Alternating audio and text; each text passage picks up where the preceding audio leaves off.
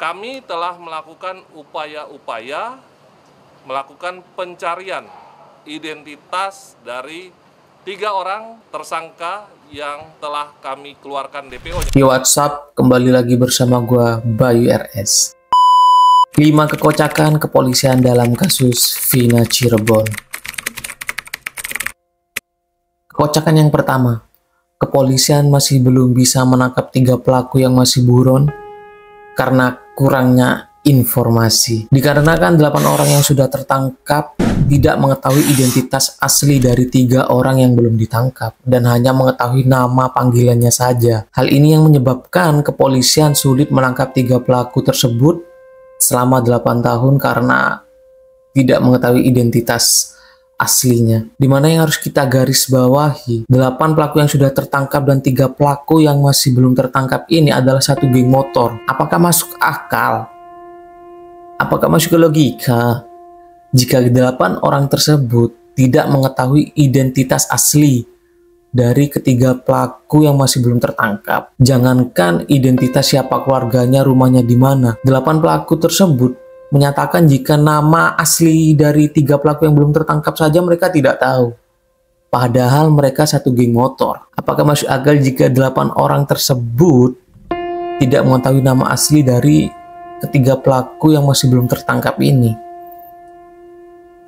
Karena setahu gua kalau mereka sudah satu geng motor, mereka sudah intens bertemu, mereka sudah sering nongkrong bareng, dan juga mungkin ada momen-momen yang kadang mereka mengantar temannya untuk pulang ke rumahnya karena mabuk kek atau apa kek, bannya bocor kek. Jadi kalau 8 pelaku ini beralasan tidak mengetahui identitas asli ataupun nama asli dari 3 pelaku yang masih belum tertangkap ini, rasanya tidak masuk akal, bro. Ini tidak masuk akal sama sekali, tidak masuk dalam logika sama sekali, bro. Dan jika memang 8 pelaku ini masih tidak ingin mengatakan identitas asli dari 3 pelaku ini, apakah polisi harus berpangku tangan selama 8 tahun karena beralasan kurangnya informasi? Karena di saat kejadian tidak ada saksi lain, ya dimana saksinya ya dari 8 pelaku ini, dan 8 pelaku ini tidak mau mengungkapkan identitas asli 3 orang yang masih belum tertangkap. Yang menjadi pertanyaannya, ini manggerak selama 8 tahun karena ketidakmampuannya polisi atau kepolisian memang tidak mau mengulik lebih dalam? Karena menurutku, sebagai orang awam, jika kita sudah menangkap 8 pelaku lain dan itu emang terbukti, meskipun mereka tidak mau mengungkapkan identitas 3 pelaku yang masih belum tertangkap, kepolisian masih bisa melakukan investigasi lebih dalam. Ya dari segi jejak digital dari 8 orang yang sudah tertangkap ini, ataupun dari wilayah geng motornya sendiri, dan juga bisa kita investigasi di tempat-tempat nongkrong mereka. Kita mencari petunjuk-petunjuk di sana, siapa yang biasanya nongkrong dengan 8 orang ini, siapa ketika ada kasus ini yang biasanya nongkrong dengan 8 orang ini tiba-tiba menghilang, tidak tahu ada di mana. Di situ kan ada secerca harapan untuk mengungkit ketiga pelaku ini. Tapi kenapa polisi selama 8 tahun masih tidak tahu informasi tentang ketiga pelaku ini? Jangankan alamat keluarganya, nama asli dari 3 pelaku ini saja mereka tidak tahu. Dan menurutku dengan kapasitas dan wewenang yang diberikan kepada kepolisian, ini sungguh tidak masuk akal. Dan sekali lagi pertanyaannya, apakah ini ketidakmampuan kepolisian dalam melakukan investigasi, atau memang kepolisiannya saja yang tidak ingin menginvestigasi? Kekocakan yang kedua, sudah ada bukti pemerkosaan, di mana dari hasil otopsi mayat Vina ditemukan sperma dalam tubuh Vina. Namun kepolisian dalam proses sidang tidak mencantumkan pasal pemerkosaan dan hanya mencantumkan pasal pembunuhan berencana. Di mana hal tersebut terjadi karena 8 tersangka ini tidak mengakui adanya tindakan pemerkosaan tersebut yang menyebabkan kepolisian tidak mencantumkan atau melapisi pasal dengan pasal pemerkosaan dan hanya bergulir dengan pasal pembunuhan berencana. Ya mungkin dengan pasal pembunuhan berencana ini para pelaku mendapatkan hukuman seumur hidup. Namun jika pasal pembunuhan berencana ini dilapisi lagi dengan pasal pemerkosaan, pelaku berkemungkinan untuk mendapatkan hukuman yang lebih berat, yaitu hukuman mati. Tapi kenapa hanya dengan pernyataan 8 orang ini tidak mengakui adanya tindakan pemerkosaan ini? Namun dari hasil otopsi sudah terbukti ada sperma yang tertinggal di tubuh Vina. Kenapa polisi seperti lebih percaya dengan pernyataan 8 orang pelaku ini tanpa mempertimbangkan bukti otopsi ini? Padahal meskipun 8 orang ini mengelak dengan adanya pemerkosaan ini, tapi jika di situ ditemukan sperma dalam hasil otopsi, polisi bisa melakukan tes genetika atau DNA untuk mengetahui ini sperma siapa. Namun sayang, dari awal penyelidikan, saat ditemukannya sperma tersebut, tidak dilakukan tes genetika atau DNA untuk mengetahui ini sperma siapa. Kocak, pernyataan di atas bukti. Para tersangka kemudian tidak mengakui perbuatannya. Kalau tidak mengakui perbuatannya agak lucu Pak ya. Lalu air mani siapa yang ditemukan di hasil visum itu Pak? Kekocakan yang ketiga, kepolisian beralasan jika mereka belum bisa menangkap ketiga pelaku ini dikarenakan kurangnya informasi yang menyebabkan kepolisian sulit mengidentifikasi identitas ketiga pelaku ini. Bahkan namanya saja mereka tidak tahu. Namun meskipun kepolisian beralasan seperti itu, namun dengan pasti, dengan tegas, dengan yakin kepolisian menyatakan jika ketiga pelaku ini bukanlah anak dari aparat kepolisian atau keluarga dari aparat kepolisian. 3 orang yang berstatus DPO belum ada keterangan baik di pemeriksaan maupun fakta di persidangan yang menyebutkan adalah pelakunya dari anggota kepolisian, anak anggota kepolisian.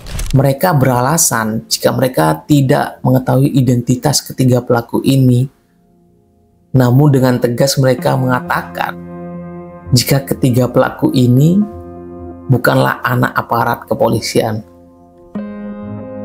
Pertanyaannya, ini beneran nggak tahu atau pura-pura nggak tahu? Jika memang benar mereka tidak bisa menangkap ketiga pelaku ini selama 8 tahun karena kurangnya informasi dan tidak mengetahui identitas pasti dari ketiga pelaku, maka mungkin benar ketiga pelaku ini bukanlah anak dari aparat kepolisian. Namun juga mungkin benar jika ketiga pelaku ini adalah anak dari aparat kepolisian. Kekocakan yang keempat, kepolisian sudah menerbitkan DPO dari 3 pelaku yang masih belum tertangkap. Namun lucunya dari terbitan DPO tersebut tidak disertakan foto ataupun sketsa dari 3 pelaku tersebut. Hanya tertera nama, ciri-ciri, dan juga alamat. Selama 8 tahun investigasi yang mereka berpendapat jika 8 tahun mereka terus mencari, tapi DPO baru saja diterbitkan selama 8 tahun. Dan dari penerbitan DPO tersebut juga tidak ada foto ataupun sketsa. Gimana masyarakat mau bisa bantu kalau gitu? Kalau foto dan sketsanya saja gak ada, yang dimana bisa kita bandingkan dengan kasus terorisme yang lebih kompleks, yang lebih terorganisir, yang lebih terencana. Itu saja kepolisian bisa membuat sketsa dari para pelaku terorisme tersebut. Tapi kenapa hanya sekelas geng motor dan sudah tertangkap 8 pelaku lainnya, kepolisian masih belum bisa menyertakan sketsa wajah, bahkan foto dari ketiga pelaku yang masih belum tertangkap? Kenapa? Apakah jasa pembuatan sketsa wajah sudah tidak ada di dunia ini? Apakah sudah punah?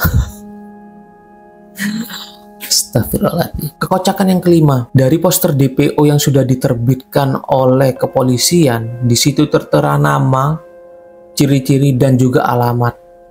Di mana alamat tersebut sudah tertera kecamatan dan juga nama desanya. Di mana seharusnya kepolisian sudah tahu identitas asli dan juga foto pelaku dan juga keluarga pelaku jika memang mereka sudah mengetahui nama desanya. Karena dengan kepolisian mengetahui nama desa 3 pelaku ini, memudahkan kepolisian untuk melakukan investigasi. Dimana gue yang orang biasa saja, jika gue menjadi penyelidik dan gue udah tahu nama desanya, gue bisa menyelidiki dari segi pemerintah desanya. Kita bisa mencari tahu dari kepala desa, apakah ada di desanya ciri-ciri orang seperti ini, umur segini, namanya ini.